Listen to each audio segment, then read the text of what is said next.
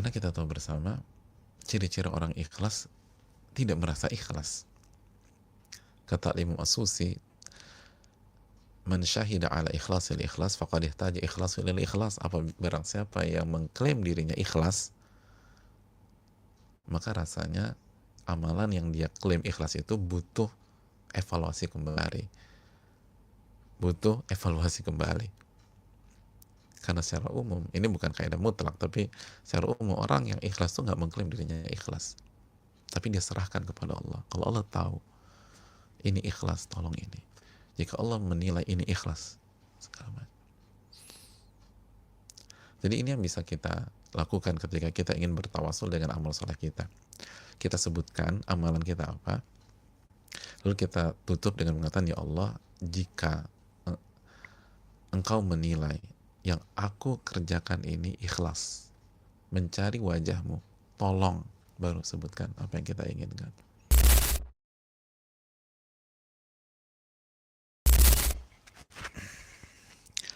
Assalamualaikum warahmatullahi wabarakatuh. Alhamdulillah hamdan katsiran tayyiban mubarakan fi kama yuhibbu rabbuna wa radha, wassalatu wassalamu ala nabiyyina Muhammad wa ala alihi wa sahbihi wa man sara ala nahjihi bi ihsanin ila yaumidin wa ba'd. Hadirin yang Allah muliakan, tidak ada kata yang pantas untuk kita ucapkan kecuali bersyukur kepada Allah Subhanahu wa taala atas segala nikmat dan karunia yang Allah berikan kepada kita. Sebagaimana salawat dan salam semoga senantiasa tercurahkan kepada Rasulullah sallallahu alaihi wasallam beserta para keluarga, para sahabat dan orang-orang yang istiqomah berjalan di bawah naungan sunnah beliau sampai hari kiamat kelak. Saudaraku yang semoga Allah muliakan, semoga Allah Subhanahu wa taala memberikan keberkahannya kepada kita di bulan Ramadan ini, dan semoga Allah Subhanahu wa taala memudahkan langkah kita untuk bisa beribadah kepada Allah, untuk bisa bertakarub kepada Allah dan mendapatkan segala kenikmatan, segala pahala dan segala yang Allah janjikan di bulan yang penuh keberkahan ini. Dan kita tidak akan bisa melakukannya kecuali diberikan taufik oleh Allah Subhanahu wa taala. Sebagaimana salawat dan salam semoga senantiasa tercurahkan kepada Rasulullah sallallahu alaihi wasallam beserta para keluarga, para sahabat dan orang-orang yang istiqomah berjalan di bawah naungan sunnah beliau sampai hari kiamat kelak.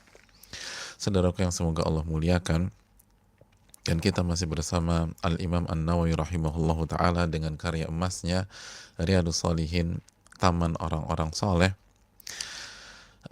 Sebuah buku yang menjadi karya yang sangat fenomenal dan berhasil dengan izin Allah merubah wajah dunia menjadi lebih beriman, lebih bermartabat, lebih berakhlak mulia.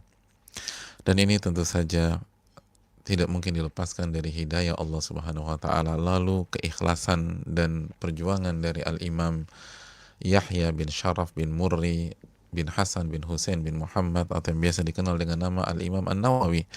Oleh karena itu semoga Allah Subhanahu wa taala memberikan rahmatnya dan tingginya derajat kepada Al-Imam Nawawi rahimahullahu taala, kepada orang tua beliau, kepada seluruh orang yang yang Imam Nawawi sayangi dan seluruh umat Islam dimanapun berada.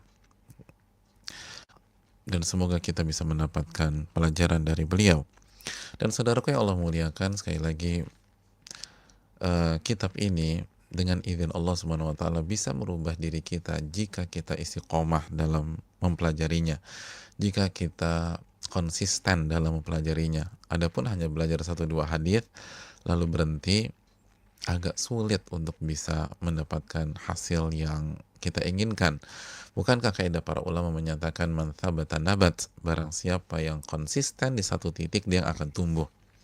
Dia akan tumbuh sebagaimana sebuah benih, jika senantiasa dipindahkan, senantiasa digali lalu dipindahkan ke spot lain, maka dia akan tumbuh. Kapan benih itu tumbuh? Ketika dia ditanam di sebuah titik yang subur, lalu dijaga, diairi, bahkan seringkali nggak perlu kita jaga, maka dia akan tumbuh dengan sendirinya. Itulah kaidah para ulama, man thabata nabat, barang siapa yang konsisten di satu titik dia akan tumbuh. Maka semoga Allah memberikan taufik kepada kita untuk tumbuh bersama Riyadhus Shalihin, amin ya rabbal alamin. Saudaraku yang semoga Allah muliakan, kita masih bersama hadis yang panjang dari Abdullah bin Umar radhiyallahu ta'ala an. hadis yang sangat luar biasa dan dijadikan penutup dalam bab keikhlasan ini. Saudaraku yang Allah muliakan, hadis ini dimulai dari cerita Nabi SAW tentang 3 orang yang melakukan perjalanan jauh, lalu tiba waktu malam dan mereka harus menghentikan perjalanan mereka untuk beristirahat dan untuk bermalam.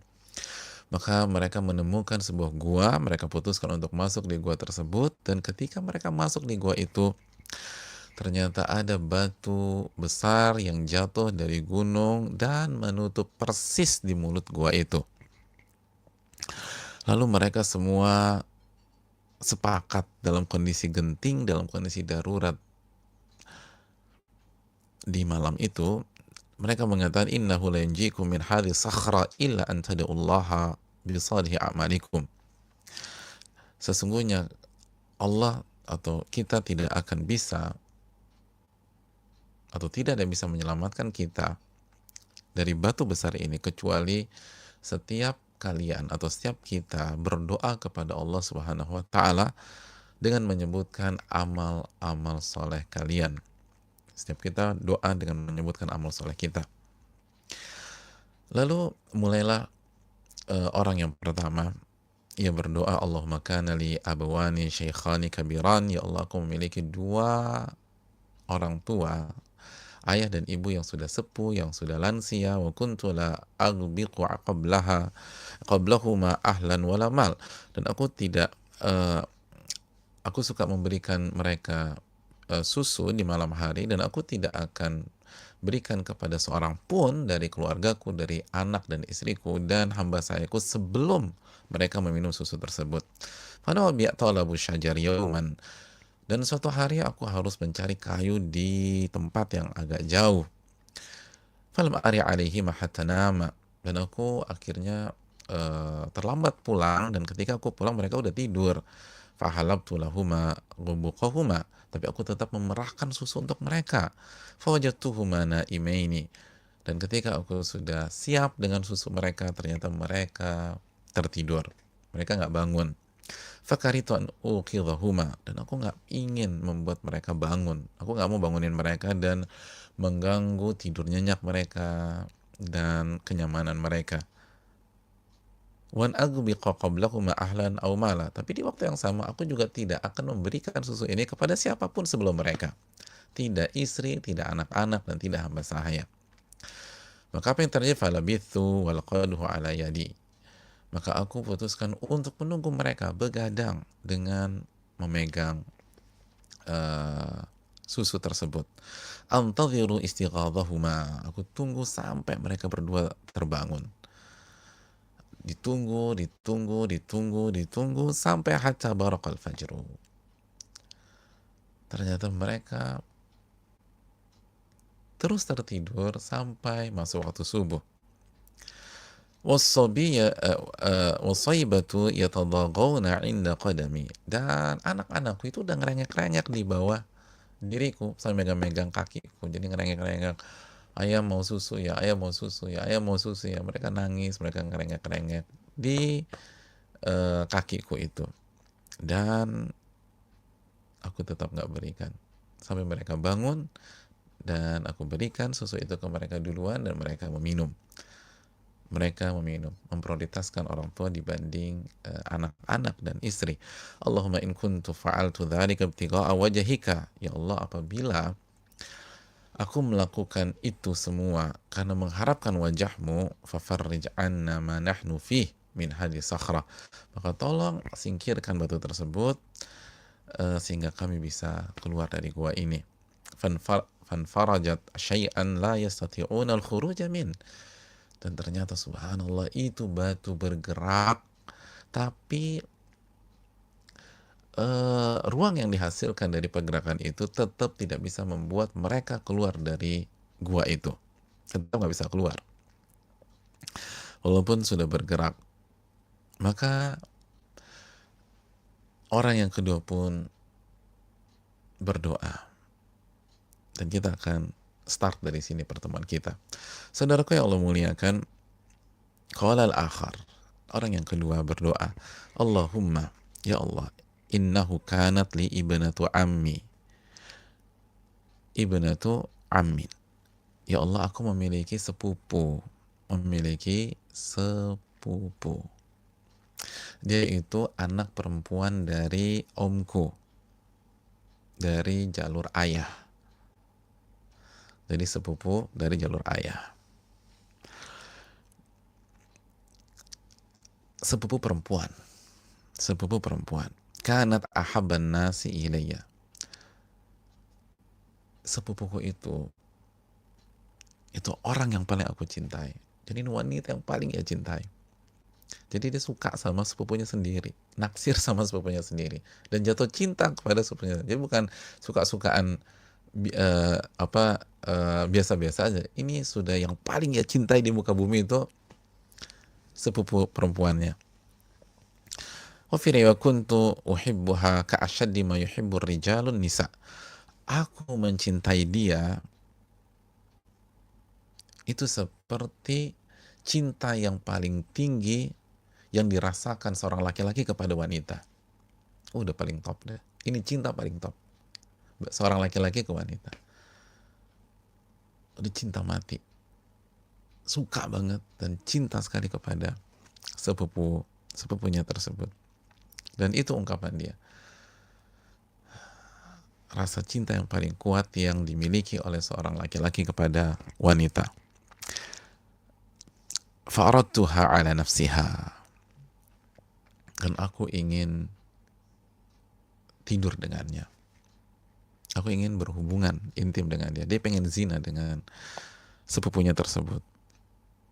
Famtana'at minni.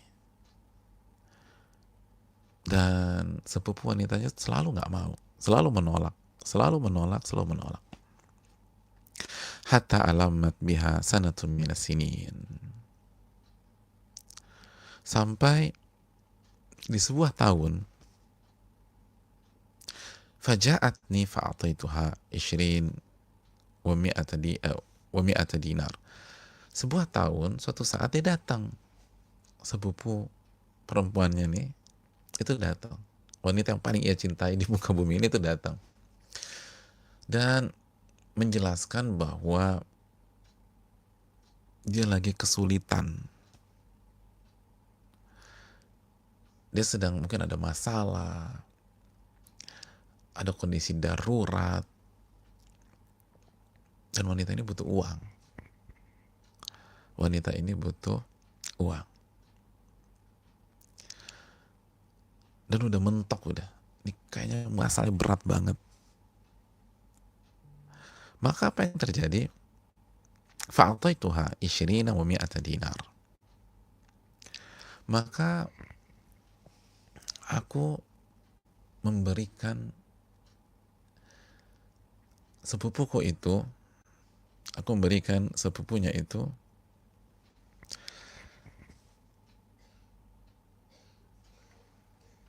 120 dinar. 120 dinar.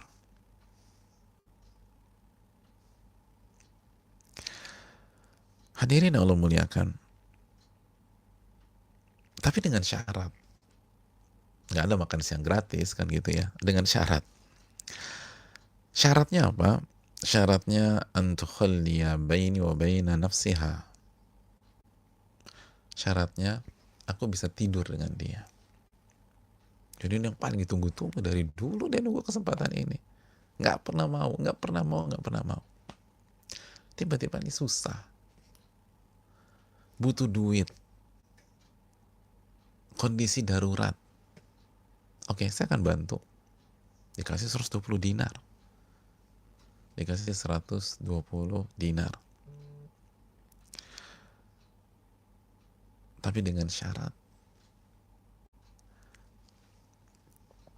dia harus mau tidur dengan si laki-laki ini. Jadi wanita itu harus mau tidur dengan laki-laki ini. Fafa'alat.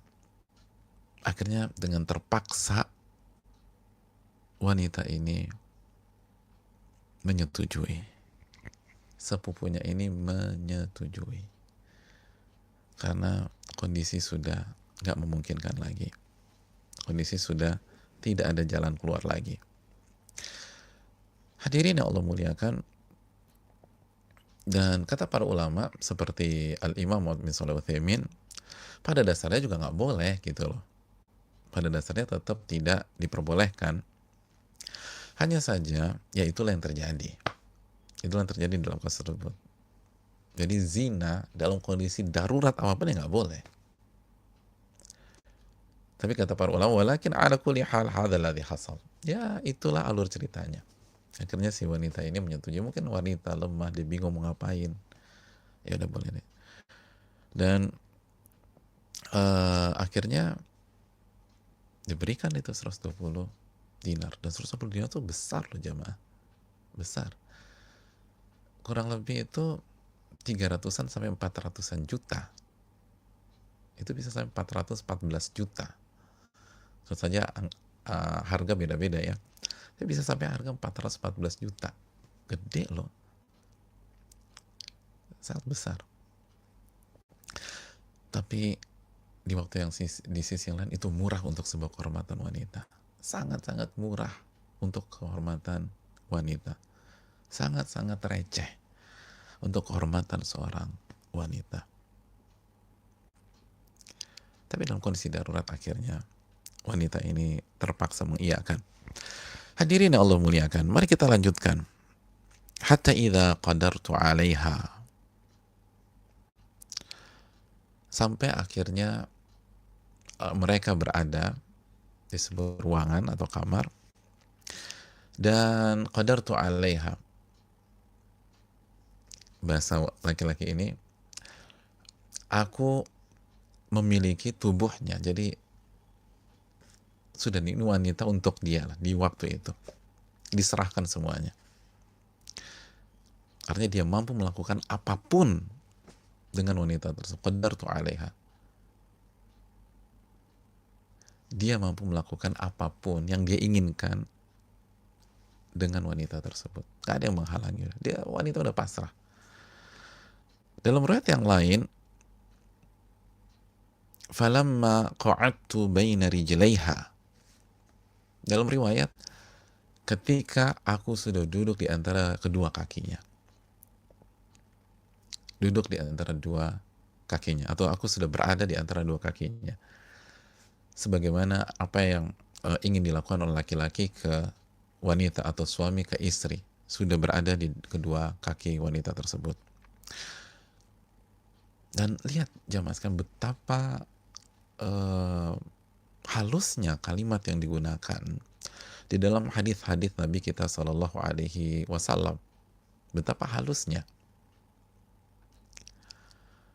Dan qadartu 'alaiha, ketika aku mampu melakukan apapun yang aku ingin lakukan dengan wanita tersebut. Terus qa'atu baina rijlaiha, ketika aku sudah berada di hadapan kedua kakinya.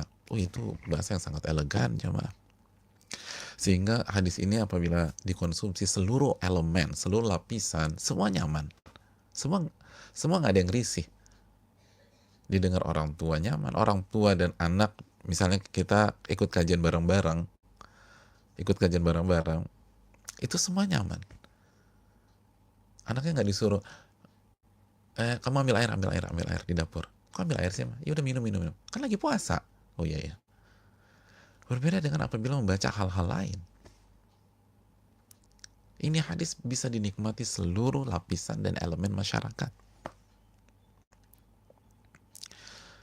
Itulah ketinggian bahasa yang digunakan oleh, atau ketinggian bahasa yang digunakan dalam hadis-hadis Nabi kita Shallallahu Alaihi Wasallam.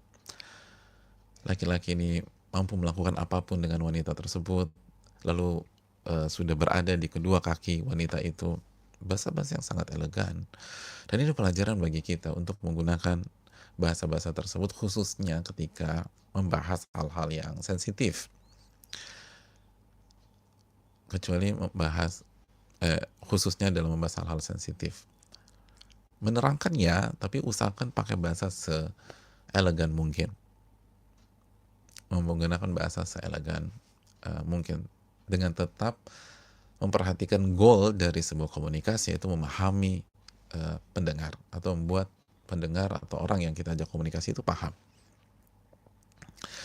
Jadi intinya bahwa laki-laki itu sudah berada di pintu masuk. Semua sudah under control dia. Dia bebas lakukan apa saja. Di antara dua kaki wanita tersebut. Di detik-detik terakhir itu, di detik-detik terakhir tersebut, dia sudah berada di momen, di waktu, di kondisi yang ia tunggu selama ini, yang ia impikan selama ini, yang dia harapkan selama ini. Itu harinya, itu waktunya.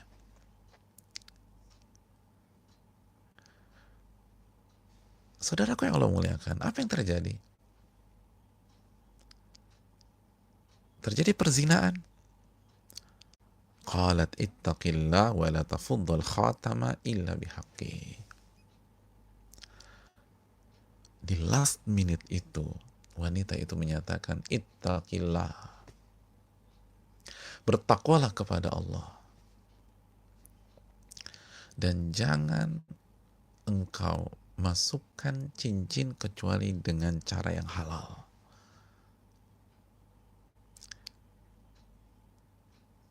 Dan kau masukkan cincin tersebut kecuali dengan cara yang halal. Tafuddo itu bisa artinya memecahkan, bisa artinya membuka, bisa artinya menyingkap. Dan lagi-lagi lihat bahasa yang sangat elegan dalam hadis ini. Janganlah engkau masukkan cincin itu, masukkan cincin kecuali dengan cara yang halal. Biasanya cincin dimasukkan oleh jari manis misalnya, demikian. Sebuah bahasa yang sangat halus. Janganlah masukkan cincin itu kecuali dengan cara yang halal, atau dengan konsep yang halal, dengan kondisi yang halal. Sekali lagi, ini pelajaran bagi kita bagaimana menyampaikan dengan bahasa-bahasa yang baik, bahasa-bahasa yang elegan. Bukan pakai cara yang rendahan. Enggak, ini diajarkan Nabi kita SAW. Nabi mengatakan, man kana yu'minu billahi wal yawmil akhir falyaqul khairan aw liyasmut. Barang siapa yang beriman kepada Allah dan hari akhir, hendaknya berkata baik atau dia diam. Dan tentu saja ini nggak mudah. Dan kita sebagai manusia yang banyak sekali kekurangan, kekhilafan, suka miss dalam bicara, maka jangan pernah bosan-bosan belajar. Dan kalau ternyata salah bicara, istighfar, tobat, bangkit lagi. Salah bicara lagi, istighfar, tobat, bangkit lagi. Salah bicara, istighfar, tobat, dan bangkit lagi. Dan terus belajar.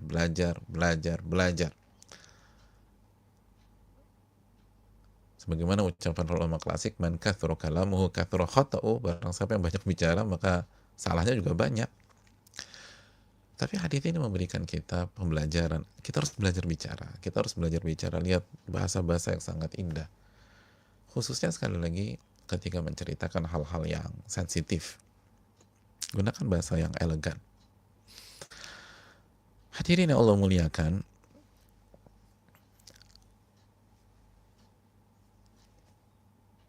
dijelaskan sebagian para ulama, seperti dijelaskan Al-Imam Muhammad bin Shalih Al-Utsaimin, bahwa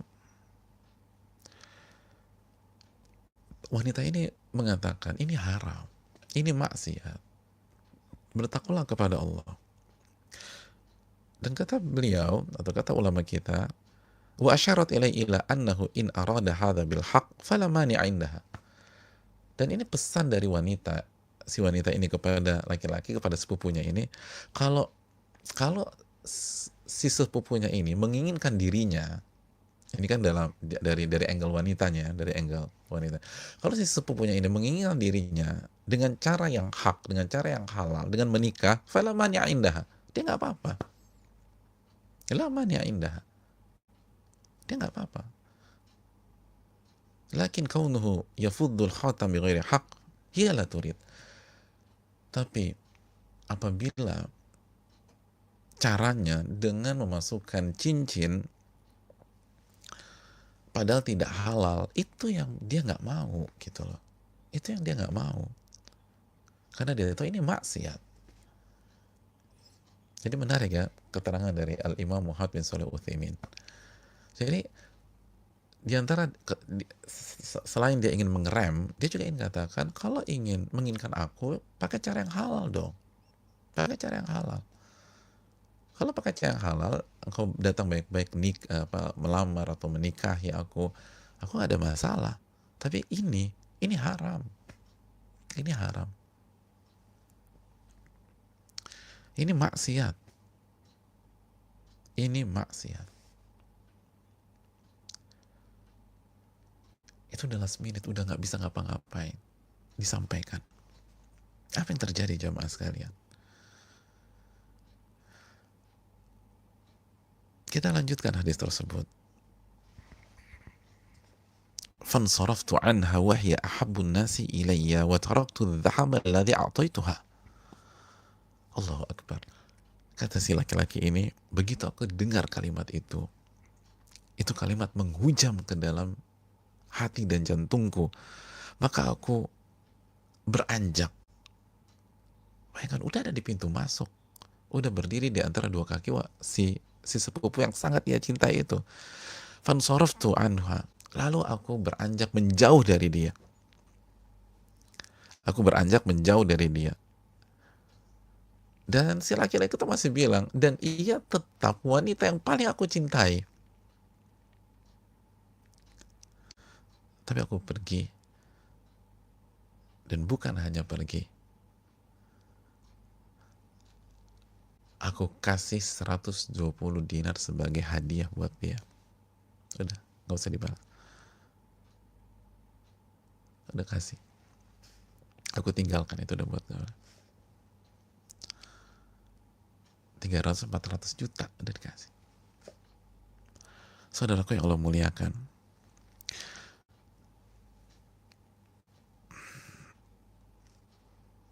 tokoh utamanya tetap si laki-laki ini. Tapi sekali lagi, sedikit kita berbicara dari angle si wanita. Dari angle si wanita. Lihat bagaimana si wanita ini berusaha menjaga dirinya dari hal yang haram. Dan saya mengatakan, kalau menginginkan diriku, nikahi aja. Aku gak ada masalah. Tapi jangan dengan cara yang haram. Jangan pakai cara yang haram. Terus yang menariknya, dia berusaha untuk menjaga diri dari cara yang haram sampai di kondisi paling akhir, di detik-detik. Ittaqillah, bertakwalah kepada Allah. Wala tafuddal khatam illa bihaqqi. Dan Allah ijabah. Sebagian ulama mengaitkan dengan firman Allah Subhanahu wa taala dalam surat An-Naml ayat 62, amman yujibul mutarra idza da'ah wa yakshifus su'. Amman yujibul mutarra idza da'ah. Dan siapa yang mengabulkan doa orang yang dalam kondisi darurat, dalam kondisi genting, ketika dia berdoa, kecuali Allah Subhanahu wa taala. Dan siapa yang menghilangkan keburukan, kecuali Allah Subhanahu wa taala. Oleh karena itu, saudaraku yang Allah muliakan, dalam kondisi genting, jangan pernah pesimis, minta sama Allah, doa sama Allah. Lihat wanita tersebut, dia sangat gak mau dirinya, kehormatannya diambil dengan cara yang haram. Dia enggak. Siapa wanita yang mau ditiduri seperti itu? Gak ada yang mau. Tapi nggak pasrah, tetap berusaha. Makanya kata Allah, berusahalah. Walaupun secara matematika manusia ini mustahil. Secara matematika manusia, kalimat ini tuh nggak ada gunanya. Secara teori, dia ngincar kok. Anda bicara itu di hadapan laki-laki yang benar sudah dimabuk asmara, udah cinta banget sama itu wanita, dan dia nunggu momen itu bertahun-tahun, nggak pernah berhasil, tapi sekarang dia berhasil, terus dia sudah keluarkan uang yang sangat besar. Dalam kondisi normal aja, dia sangat ingin tidur dengan wanita tersebut, apalagi ini udah tinggal berdua aja dan semua udah bisa dikendalikan dan dia sudah berada di antara dua kaki wanita tersebut. Kalau para analis ditanya, aduh berat ya, udah. Tapi enggak, tetap berusaha. Ternyata Allah buka pintu hati laki-laki terus di saat itu. Allah buka pintu hati laki-laki tersebut di saat itu.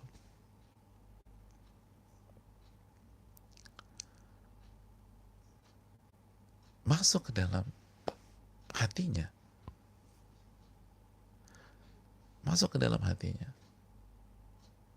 Makanya coba dulu, jangan berpikir mustahil, ini nggak mungkin, ini aduh nggak, udah deh, saya udah nyerah aja. Loh jangan, walaupun secara matematika ini nggak mungkin, coba dulu, coba masuk dulu, berusaha dulu, bilang dulu, sampaikan dulu. Coba kalau wanita ini nggak sampaikan ya, kita nggak tahu apa yang terjadi. Kalau wanita udah diem aja deh, udah nangis aja kerja, diem, dia biarkan tubuhnya, kita nggak tahu apa yang terjadi. Tapi wanita cepat berusaha, tetap bicara, sampaikan. Dan Allah buka pintu hati laki-laki itu. Dan diantara pelajarannya, kata para ulama, lihat kalimat yang disampaikan dari lubuk hati akan masuk ke dalam hati. Kata Syekh Utsaimin, kharajat min a'maqi qalbiha dakhalat fi a'maqi qalbihi. Ini kalimat simpel, tapi ketika dari lubuk hati yang paling dalam kondisi yang sangat darurat, udah pasrah nggak bisa ngapa-ngapain, disampaikan, ternyata masuk ke dalam hati si laki-laki itu.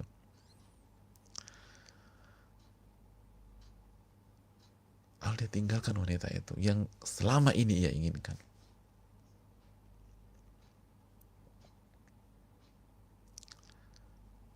Selama ini. Karena itu cara yang haram. Nggak boleh. Cara yang haram. Jadi jangan pernah berhenti berusaha, walaupun secara hitung-hitungan sangat berat, hampir mustahil. Tapi kalau masih bisa, lakukan. Kalau masih bisa, dilakukan. Hadirin yang Allah muliakan, maka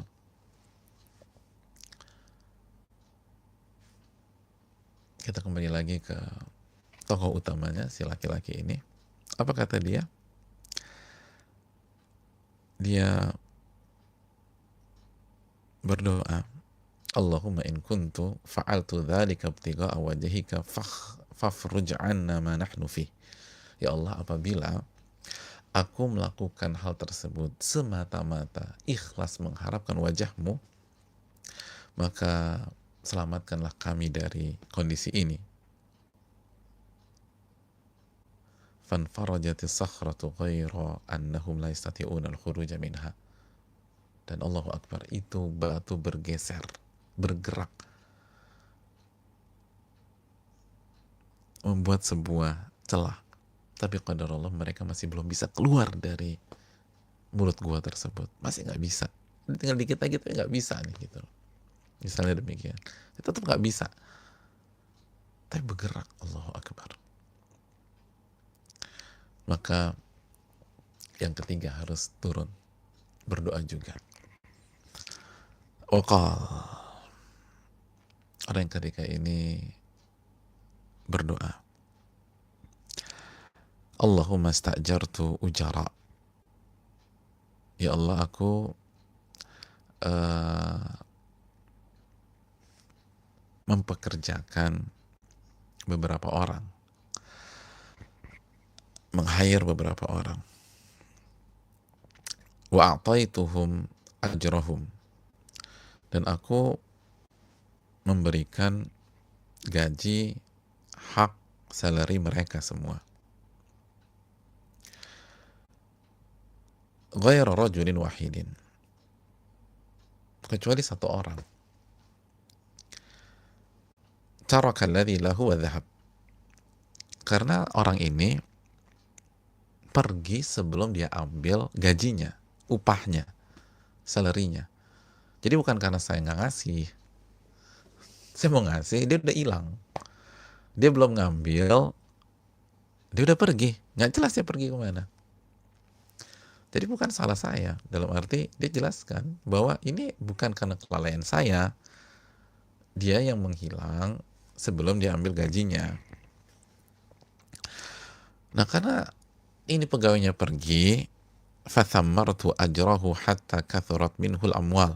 Aku puter deh, aku kembangin tuh uang yang gaji itu orang, aku puter, aku kembangkan, sampai menghasilkan banyak sekali uang.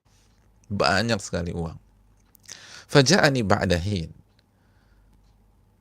Setelah berlalunya beberapa waktu gitu loh, nggak dijelaskan waktu tepatnya, tapi udah cukup lama deh. Ini orang datang lagi nih pegawainya, lalu mengatakan, ya Abdullah addi ilayya ajri.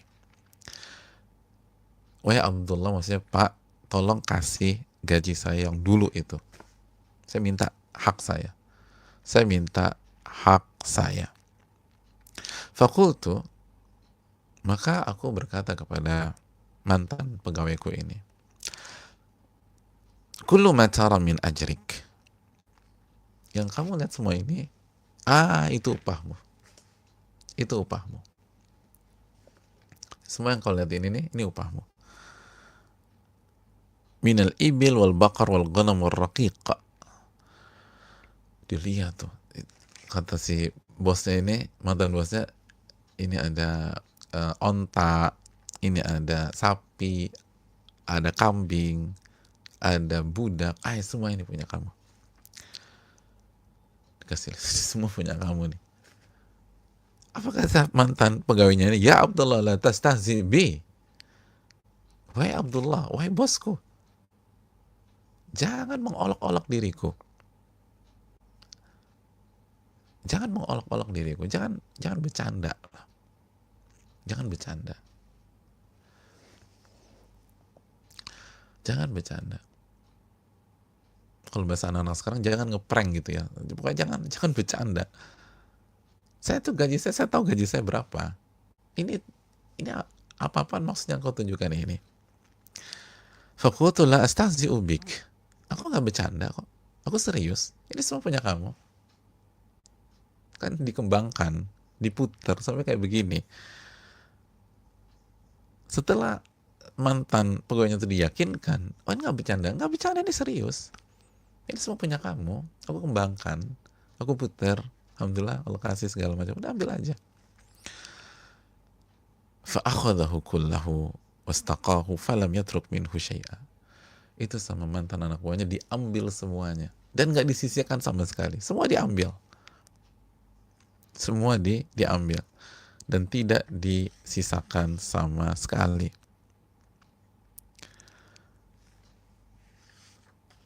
Ini juga ya anak buahnya ya, lo kasih berapa? Enggak, saya gini aja. Kita nggak enak lah, kamu bos kan udah pasti kan ada biaya segala macam. Enggak enak. Enggak, diambil semuanya sama mantan anak buahnya ini.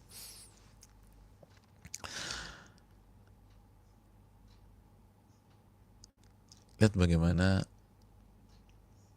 menunaikan hak. Lalu orang ini mengatakan, Allahumma, ya Allah, in kuntu fa'altu dzalika bitiga'a wajhika fafruj 'anna ma nahnu fi fanfarajati sakhratu fakharaju yamshun. Ya Allah, kalau aku melakukan ini semata-mata hanya mengharapkan wajahmu, maka selamatkan kami dari kondisi ini. Maka batunya bergerak dan menciptakan ruang yang bisa mereka lalui. Akhirnya mereka keluar dan mereka pergi. Mereka selamat. Allahu Akbar. Mereka selamat. Hadirin Allah muliakan,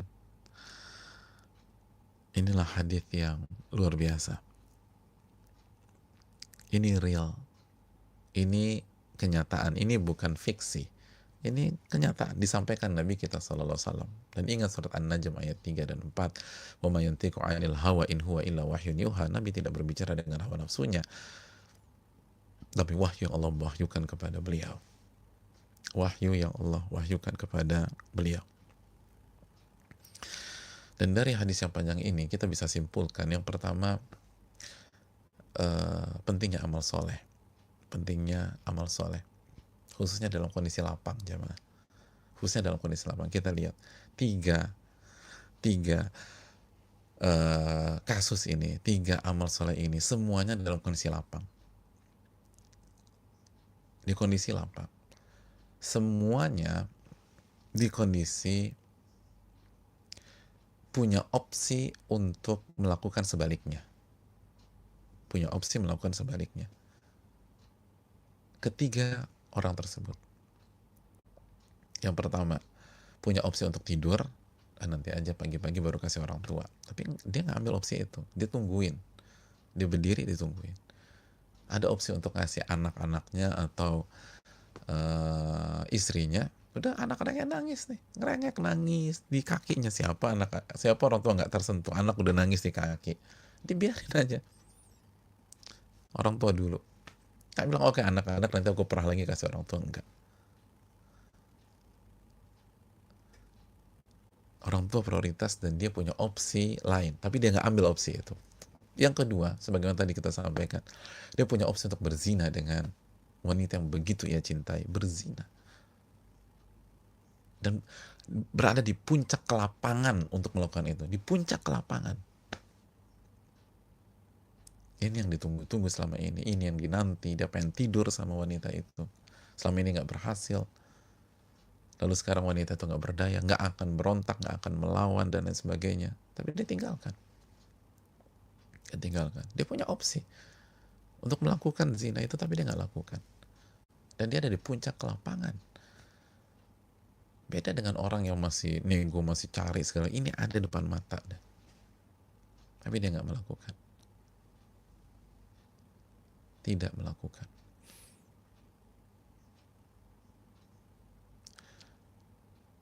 Lalu yang ketiga, dia kasih upah, bahkan dikasih semuanya, padahal dia punya opsi cuma kasih sedikit aja, dikasih angka yang menjadi bagian dari pegawainya tersebut, kan cukup itu aja. Atau kalau mau dia cecer, dia bisa nggak kasih semuanya. Loh, kan Anda yang Anda yang ngilang, saya udah siapin, Anda ngilang, Anda yang pergi. Coba tanya teman-teman Anda, semua udah dikasih. Itu salah Anda lah, kenapa pergi? Kan bisa. Atau kalau mereka kasih, udah deh, berapa sih kok kemarin UMR? Ya udah nih UMR nih, ambil. Tapi dia, ini semuanya punya Anda. Semuanya punya Anda. Semuanya buat Anda. Semuanya ini buat Anda, subhanallah.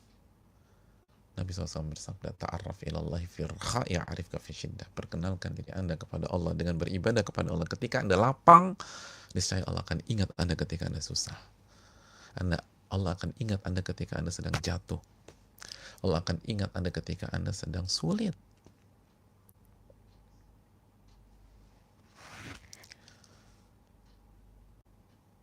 Ketika Anda sedang sulit.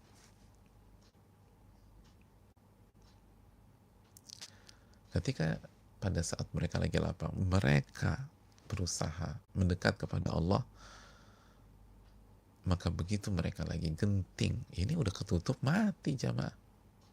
Ini keperangkap bukan keperangkap di dunia fantasi dan lain sebagainya. Ini keperangkap, mati artinya. Allah bantu mereka. Allah bantu. Allah bantu. Perkenalkan diri kita kepada Allah pada saat kita lapang, dengan beribadah, dengan mendekat, dengan sujud, dengan ruku. Maka Allah akan ingat kita pada saat kita susah, pada saat kita dalam kondisi darurat. Dan jamaah sekalian, sekali lagi, roda kehidupan berputar. Roda kehidupan berputar. Nggak selamanya kita ada di atas. Nggak selamanya kita ada di kondisi lapang. Watilkal ayyamu nudawiluha bainan nas. Dan hari-hari itu kita putar di tengah-tengah manusia. Hari-hari itu kita putar. Dalam surat Ali Imran ayat 140 ya. Dan hari-hari itu kami putar. Maka jangan lupa diri. Oke, kita bisa lakukan semua maksiat depan kita, tapi ada kalanya kita susah banget nanti, dan kita butuh pertolongan Allah.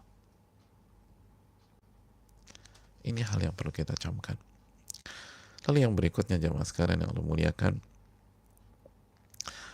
sekali lagi secara khusus kata para ulama ini keutamaan berbakti kepada orang tua, birrul walidain, berbakti kepada orang tua. Dan ini sudah kita sampaikan di pertemuan yang lalu. Lalu juga meninggalkan zina, khususnya pada saat kita bisa berzina tapi kita nggak mau. Ini juga keutamaan besar,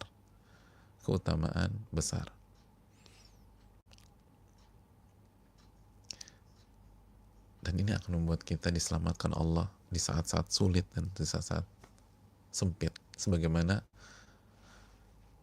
berbakti kepada orang tua itu akan membuat kita ditolong oleh Allah pada saat kita sedang terjepit atau pada saat kita sedang kesulitan. Lalu yang ketiga, membayarkan hak pegawai kita. Dan ini penting. Nabi SAW bersabda dalam hadis yang dikeluarkan oleh Imam Ibnu Majah, a'tul ajira ajrahu, berikanlah pegawaimu upah mereka, salary mereka, gaji mereka, qabla an yajiffa araquhu, sebelum keringat mereka kering.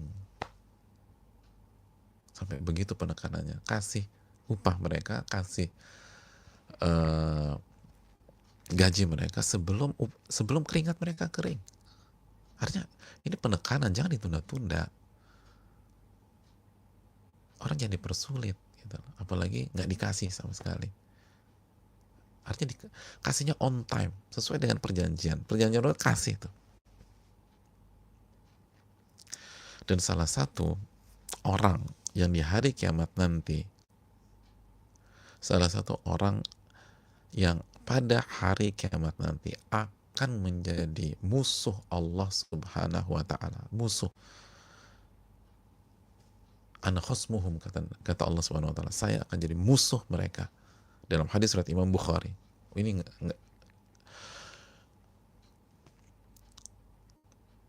fatal, musuh Allah, lo bayangin. Kalimat yang sangat dalam, musuh Allah. Pada hari kiamat, siapa? Di antaranya, warajulun istajara ajiran fastawfa minhu walam yu'tihi ajrahu.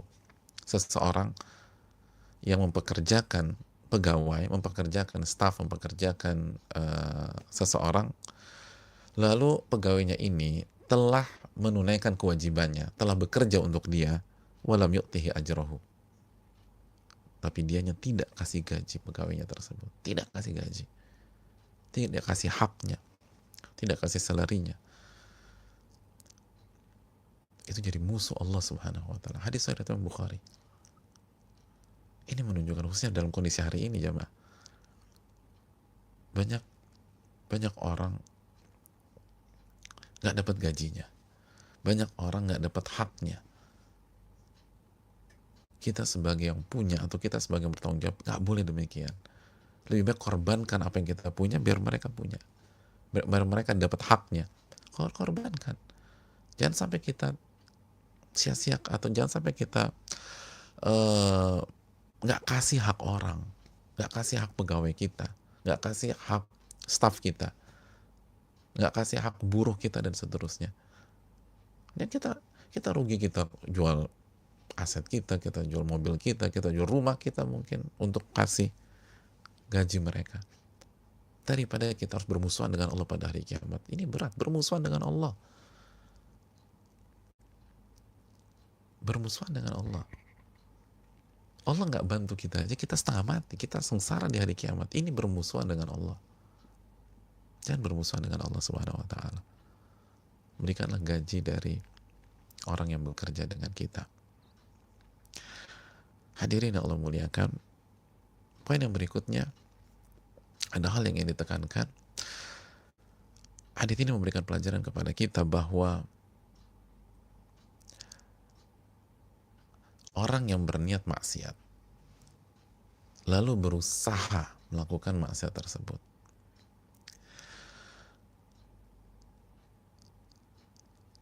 lalu akhirnya ia gagalkan niat dan usahanya selama ini karena takut kepada Allah, maka itu adalah sebuah amal soleh yang sangat besar di sisi Allah. Itu semua berubah jadi amal soleh. Lihat orang yang kondisi kedua, niat berzina. Kita tadi, dia niat berzina. Lalu dia ngajak, ditolak. Terus yang ketiga, dia mengambil kesempatan dalam kesempitan. Orang lagi susah, bukannya dibantu, malah dijebak gitu loh. Ah, ini kesempatan saya nih, udah, saya mau zina sama, saya kasih asal saya zina. Terus yang berikutnya, mereka udah berkholwat kan haram, berdua-duaan. Dan dia sudah kuasai, dikontrol. Dia udah berdiri, dia udah berada di antara dua kaki wanita tersebut. Itu kan suasana maksiat, jemaah. Walaupun belum terjadi zina, itu sudah suasana maksiat. Tapi dia gagalkan, dia tinggalkan karena takut kepada Allah. Ittaqillah, bertakwalah kepada Allah, takutlah kepada Allah. Dan kalimat itu menghujam. Maka ini adalah amal soleh. Buktinya apa amal soleh? Kalimat di awal hadis tersebut, innahu la yunjikum min hadis sakhra illa an tad'ullaha bisalihi a'malikum. Tidak ada yang bisa menyelamatkan kalian kecuali setiap kalian berdoa kepada Allah dengan menyebutkan amal soleh kalian. Ini amal soleh. Ini semua diceritain, amal soleh semuanya. Semua yang diceritakan ini amal soleh. Amal soleh. Kenapa? Karena takut kepada Allah. Apa bedanya dengan kisah dua orang yang berhadapan, lalu kata Nabi, al-qatil wa maqtul finnar, yang membunuh dan yang terbunuh masuk neraka? Jawabannya dalam hadis tersebut sudah kita sampaikan, yang terbunuh dia gagal bukan karena takut kepada Allah, tapi karena ada faktor lain. Dia kebunuh duluan, dia terbunuh duluan, padahal dia udah berambisi untuk membunuh orang tersebut, membunuh sahabatnya. Fa'innahu hadisun ala qatli sahibi, kata Nabi, karena dia punya ambisi untuk membunuh saudaranya, tapi gagal karena dia keduluan terbunuh. Tapi Adi ini enggak, dia punya opsi, dia berada di puncak opsi, tapi dia tidak ambil opsi berzina tersebut, dia tinggalkan. Kenapa? Takut kepada Allah Subhanahu wa Ta'ala. Jadi nggak ada kata terlambat, nggak ada kata terlambat buat kita ketika kita udah ada di sebuah tempat yang maksiat, udah haram. Jangan ada yang udah tanggung, udah itu kita kan dibisikkan, udah tanggung nih, udah sekalian aja deh.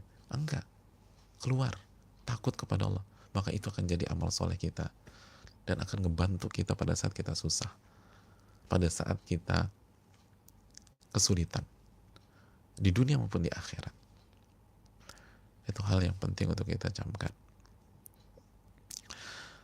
Dan yang berikutnya jamaah sekalian yang bisa kita petik juga dari hadis ini, apa yang disampaikan oleh Al-Imam As-Subki Al-Kabir, bahwa lihat kalimat tiga orang tersebut, dari yang pertama, dari yang kedua, dan yang ketiga, pada saat meminta kepada Allah Subhanahu wa Ta'ala. Mereka ketika menyebutkan, ditutup dengan mengatakan, Allahumma in kuntu fa'altu dzalika ibtigha'a wajhik, ya Allah, jika aku mengerjakan itu mengharapkan wajahmu, maka selamatkanlah kami dari sini. Jadi bukan memastikan, bahasanya jika aku melakukan itu semua mengharapkan wajahmu, maka selamatkanlah aku. Kata Imam As-Subki rahimahullah, wa 'ala syakhsi an ya'taqida taqsirahu fi nafsihi wa yusi'a dhann biha. Hendaknya seseorang itu harus meyakini dan merasa banyak kekurangan dalam dirinya dan buruk sangka terhadap dirinya. Maksud buruk sampai di sini, jangan gampang mengklaim.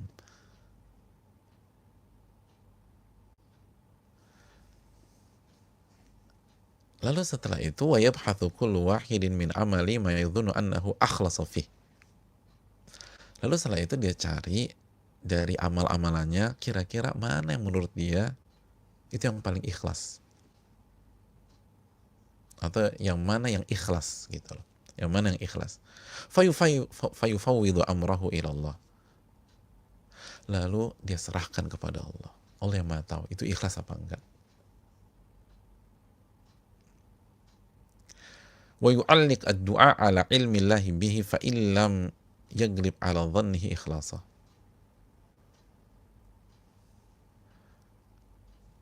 Dan kita gantungkan doa kita dengan ilmu Allah Subhanahu wa taala.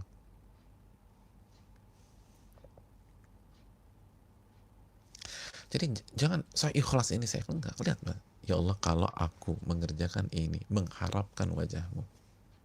Jadi dikembalikan kepada Allah. Jika engkau menilai aku ini ikhlas, tolong ya Allah. Tolong ya Allah. Ini yang perlu kita camkan bersama-sama.